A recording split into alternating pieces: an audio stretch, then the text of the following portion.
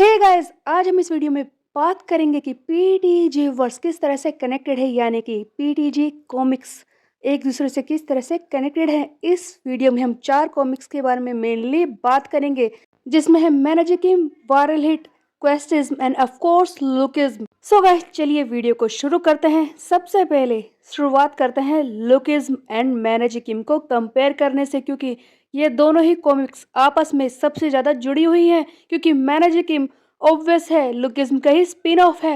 हालांकि मैनेजिकिम की कॉमिक को 2022 में पब्लिश किया गया था, बट इन दोनों ही कॉमिक की शुरुआत करें, दोनों ही लुकिज्म एंड मैनेजिकिम आज से 30 साल पहले शुरू होती हैं। और जबकि लुकिज्म का पहला चैप्टर दिखाया गया 2014 में, तो इस हिसाब से इस कॉमिक के 30 साल पहले यानी कि 1984 से ये स्टोरी शुरू होती है मेनली। अब 30 साल पहले ही इस स्टोरी को शुरू क्यों किया, इसके पीछे बहुत ही ज्यादा स्ट्रॉन्गर रीजन है। जैसा कि लुकिज्म की स्टोरी को शुरुआत से समझे तो उसमें काफी सारी चीजें हैं। सबसे पहले प्री जनरेशन, उसके बाद first generation and now is second generation, जिसकी प्रेजेंट स्टोरी चल रही है जो हम देख रहे हैं। दूसरी तरफ है मैनेजर किम, उनकी ट्रेनिंग, किस तरह से वो एक खतरनाक हथियार बन गए, यानी कि आर्मी के द्वारा यूज किया जाने वाला वेपन बन गए थे। दूसरा स्ट्रॉन्ग रीजन है उनकी बेटी, जैसा कि दिखाया गया है मैनेजर किम की बेटी मिंजी, जो कि 18 साल की है।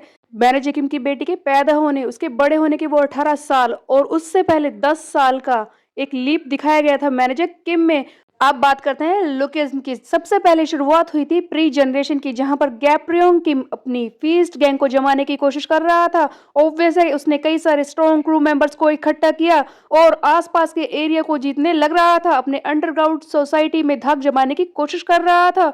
और दूसरी ही तरफ मैनेजर किम, जो कि 15 साल के थे, उनके स्कूल में कोई आर्मी के लोग आते हैं, उन्हें लगता है कि वो जल्द ही आर्मी ऑफिसर बनने वाले हैं, बट ऐसा कुछ नहीं होता।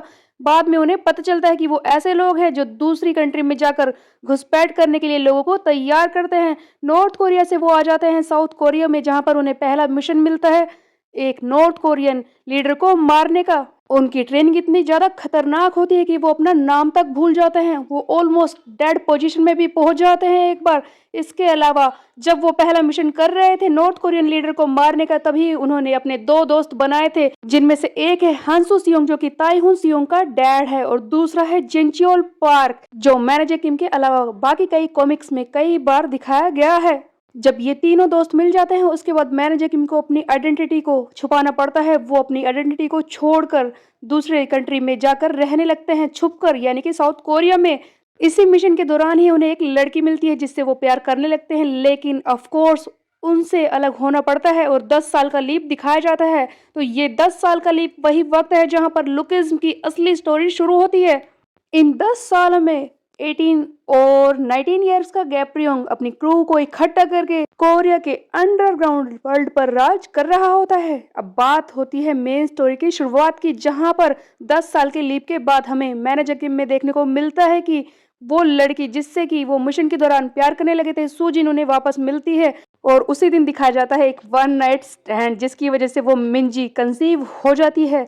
ऑफ कोर्स सुजिन उसे पैदा करते हुए मर जाती है, मैनेजर किम उसे बचा भी नहीं पाते, बट मिंजी जो उसके पास होती है, इसी कंडीशन की वजह से मैनेजर किम आर्मी को छोड़ देते हैं, सारे खतरनाक मिशंस करना बंद कर देते हैं और वो अपनी बेटी को पालना शुरू कर देते हैं। उधर दूसरी तरफ लुकिज्म में गैप्रियोंग कुछ सालों तक अच्छी तरह से राज करता है, लेकिन अब शुरुआत होने वाली थी जल्दी ही फर्स्ट जनरेशन की, जहां पर 1995 से लेकर 2013 के बीच में कई सारे ऐसे इवेंट होते हैं जहां पर फर्स्ट जनरेशन की शुरुआत होती है। ये सारे लोग यानी कि गैप्रियोंग के क्रू के मेंबर अपने अपने स्टूडेंट्स को इकट्ठा करते हैं। अब कौन से स्पेसिफिक ईयर में ये कहना बहुत ही ज्यादा मुश्किल है, बट हाँ ऑफ कोर्स सारे स्टूडेंट्स रिक्रूट हो जाते हैं और फाइनली वो वक्त आ चुका होता है जब फर्स्ट जनरेशन के अंदर लालच फैल जाता है, और वो वक्त आ चुका होता है जब गैप्रियोंग किम की मौत होने वाली थी। क्योंकि ये तो देखा जा सकता है कि गैप्रियोंग जब मरा तब वो बहुत ही ज्यादा बूढ़ा हो चुका था, उसने काफी साल बिताए होंगे अंडरवर्ल्ड पर राज करते वक्त। जैसा कि गाइस हमने देखा है कि लुकिज्म में दिखाया गया है कि जेक का भाई उसे 7 साल बड़ा है, तो ये कह सकते हैं कि गैप्रियोंग की मौत 2012 से पहले ही हुई होगी, क्योंकि इनके एज गैप को देखा जा सकता है। 2012 से पहले जेक किम के ब्रदर के साथ मिलकर गैप्रियोंग को मारा गया जेम्स ली के द्वारा। उसके बाद 2 या 3 सालों तक जेम्स और उसके क्रू ने राज किया पूरी सोसाइटी पर, लेकिन अनफॉर्चुनेटली वो भी खत्म हो गया क्योंकि उसके सारे मेंबर्स आपस में ही लड़ने लगे थे। जेम्स ने खुद ही उन्हें एक-एक करके खत्म करना शुरू कर दिया था। तब बारी आई थी चार्ल्स चोई के लालच की शुरुआत की, जहां पर चार्ल्स ने गन एंड गू के साथ मिलकर 4 मेजर क्रूज को बनाना शुरू किया। ये सारी चीजें कह सकते हैं कि 2010 से 2012 के बीच में ही हुई होंगी, क्योंकि 4 मेजर क्रूज को बने हुए ज्यादा वक्त नहीं हो सकता, क्योंकि लुकेज में जितने भी कैरेक्टर हैं, गन गू एंड बाकी सब, वो सेकंड जनरेशन के मेंबर से ज्यादा बड़े नहीं दिखाए गए हैं। लुकेज शुरू हुआ 2014 में, तो कह सकते हैं कि जो शीनुहन वाली स्टोरी है, यानी कि जेक किम के साथ जो शीनुहन जुड़ा था, वो सारी स्टोरी पहले ही दिखाई गई होगी। लुकेज के शुरू होने से पहले जेक किम जब शीनुहन को बचाने की कोशिश करता है, गू आकर उसे बुरी तरह से मारता है और शीनू को प्रिजन में डाल दिया जाता है क्योंकि उसने अपने आप को बेच दिया था। ये सब कुछ हुआ लुकिज्म के स्टार्ट होने से पहले, और सारे मेजर क्रूज तब तक बन चुके थे। गोड डॉग भी तब तक बन चुका था। जोहान की स्टोरी तब तक दिखाई जा चुकी थी। हॉस्टल ए को भी तब तक खत्म करके हॉस्टल बी बनाया जा चुका था। लुकिज्म के शुरू होने से पहले ही मैनेजर किम की बेटी मिनजी को किडनैप किया गया होगा, क्योंकि उसके किडनैप होने के बाद जब मैनेजर किम ने उसे रेस्क्यू किया, उसके बाद ही वो डोग यू ली से जुड़े थे। टॉम ली, जिसे मैनेजर किम में डोग यू ली के नाम से दिखाया गया है, और यहाँ पर देखा जा सकता है कि टॉम ली भी दोनों ही कॉमिक्स में है, लेकिन अलग अलग नाम से।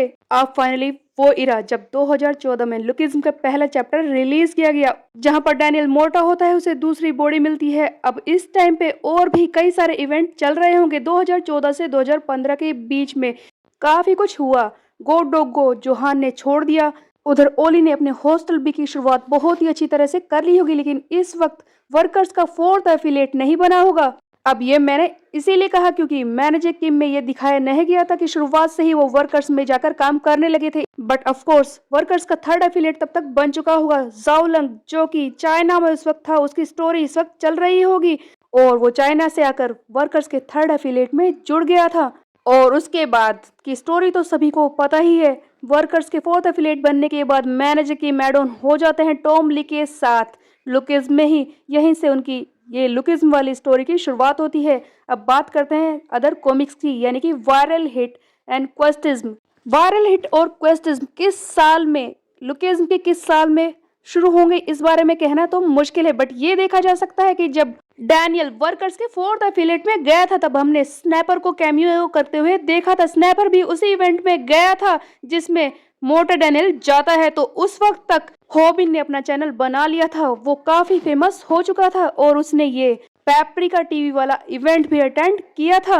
अब 4th एफिलिएट की शुरुआत होती है लुकिज्म में ऑलमोस्ट 280 और 290 चैप्टर्स के बाद। तो लुकिज्म की स्टोरी के 1 साल बाद कह सकते हैं कि हॉबिन ने अपना चैनल बनाया, यानी कि 2015 में, और कह सकते हैं कि क्वेस्टिज्म भी 2015 या फिर 16 में ही शुरू हुआ होगा। अब वायरल हिट के और चीजें देखे जाए तो वायरल हिट का एक कैरेक्टर है सैम डेक, जो कि हॉबिन का मास्टर दिखाया गया है। वो जुड़ा है मैनेजर किम से। मैनेजर किम जब किडनैप हो जाते हैं तो उन्हें बचाने के लिए खुद सैम डेक जाता है, तो इसी से समझा जा सकता है कि ये दोनों स्टोरी एक दूसरे से कनेक्टेड है, और ऑब्वियस है कि मैनेजर किम लुकिज्म से कनेक्टेड है, तो ये इंटरकनेक्टेड हुए। कुछ आर्टिकल्स में ये भी है कि जोहान कई सारी मूव्स ऐसी हैं जो ताइहुन सियोंग की यूज करता है। ताइहुन जो कि हांसू का बेटा है, जो कि वायरल हिट का एक कैरेक्टर है, जोहान उसकी मूव्स करता है। तो ये भी हो सकता है कि पास्ट में कोई ऐसा मौका आया हो जब जोहान और ताइहुन सियोंग आपस में आमने सामने आकर लड़ाई कर चुके हों, और उसी से जोहान ने उन सारी मूव्स को कॉपी कर लिया। बट ये तो एक सोच है, असली में जोहान ने उस तरह की मूव सीखी कहाँ से है ये कहा नहीं जा सकता। उसके अलावा बात करते हैं क्वेस्टिज्म की। क्वेस्टिज्म भी तो पूरी स्टोरी लुकिज्म पे ही बेस्ड है। गैंगबक, वो जगह जहां पर जोहान ने यूनाइट किया था सारे गुंडों को, पीट कर उसने पूरी जगह को अपने कब्जे में लिया था, उसी गैंगबक को दोबारा से यूनाइट करना, यही तो पूरी स्टोरी है क्वेस्टिज्म की। उसके अलावा जोहान ने 96 या फिर 97 चैप्टर के अराउंड कैमियो किया है क्वेस्टिज्म में, और जेक किम भी आया है एक बार क्वेस्टिज्म में। उसके अलावा जब वायरल हिट में हॉबिन का चैनल बहुत ही बुरी हालत में था, वो डीमोनेटाइज होने वाला था, तब स्नैपर ने रूमी से हेल्प ली थी स्ट्रीम करने के लिए, जो कि एक लुकिज्म की कैरेक्टर है। इसके अलावा 397 नंबर चैप्टर में एक सीन दिखाया गया है जहां पर बस एक झलक के लिए क्वेस्टिज्म के मेन हीरो सुयोन को दिखाया गया है खड़े हुए, जहां पर लोग कह रहे हैं कि ये देखो, ये तो टैंक टॉप सुयोन है।